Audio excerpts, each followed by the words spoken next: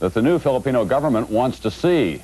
The U.S. Customs Service impounded those documents in Hawaii, and Marcos has been fighting to keep them secret. But today, a federal judge in New York ruled that the papers may now be released.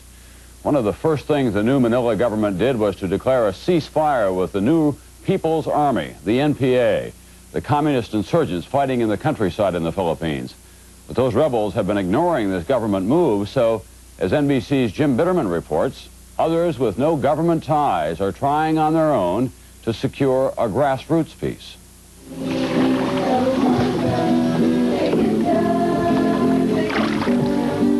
Through a remote jungle, a small group of nuns ventured where the Philippine Army rarely goes. This is communist guerrilla territory. The games the children here play reflect the hostility they see around them. It is one of the poorest parts of the Philippines, and Mother Gemma Serrario led 7 sisters here to distribute aid and to try to convince local villagers that their lives will be better under the new government in Manila. But there is more to her mission than that. The villagers have, with communist help, organized their own militia, and Mother Gemma would like to persuade them to lay down their weapons and stop fighting the army. But the rebels told her that corruption in the Philippine military is at the root of much violence here. They steal our chickens, our livestock, our pigs, one gunman said of the soldiers. They demand bribes and take our coconuts. Yes, so much. He said, yes, they will lay down their arms if only the military will stop abusing them. All weekend on her little crusade, Mother Gemma kept hoping that some would surrender their arms.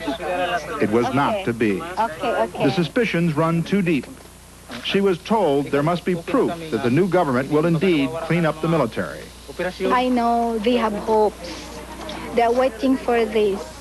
They're waiting that their sufferings will end. Even as Mother Gemma was talking to the militiamen, in a nearby village there had been a shootout between the army and communist guerrillas. One of a series of attacks that has left nearly 50 people dead since Corazon Aquino took power. And a sign, perhaps, that good intentions and high hopes alone will not stop the bloody insurgency in the Philippines. Jim Bitterman, NBC News, Manila.